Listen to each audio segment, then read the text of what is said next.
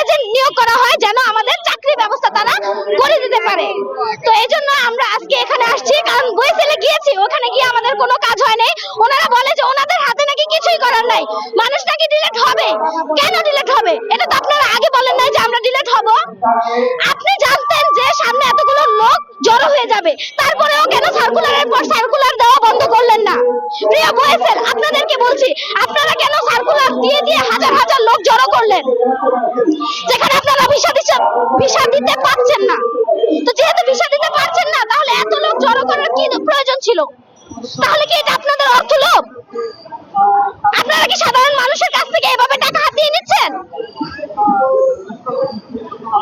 আমরা অনেক সাধারণ পরিবারের মানুষ। আজকে যদি আমরা কোটিপতি হইতাম, তাহলে এই কোরিয়াতে গিয়ে কষ্টের পরিশ্রম করার জন্য আমরা প্রস্তুতি নিতাম না।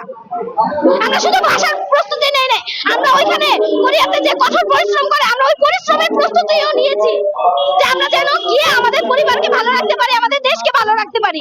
সে জায়গায় কই আপনারা তো আপনাদের দায়িত্ব পালন করলেন না। আমরা তো লটারি পাওয়ার পর থেকে প্রত্যেকটা ধাপ, আমরা ভাষা শেখা থেকে শুরু করে প্রত্যেকটা ধাপ আমরা ভালোভাবে মনোযোগ সহকারে সবকিছু মানে এক করে আমরা দিন রাত এক করে আমরা কোরিয়ান ভাষা শিখে আমরা এই পর্যায়ে আজকে এসেছি। আমরা চাই যে রাষ্ট্রের প্রধান, আমাদের যে প্রধান উপদেষ্টা আছেন, তিনি যেন আমাদের এই বিষয়টা হস্তক্ষেপ করেন এবং আমাদের ভিসার ইস্যুর ব্যবস্থা করে দেন।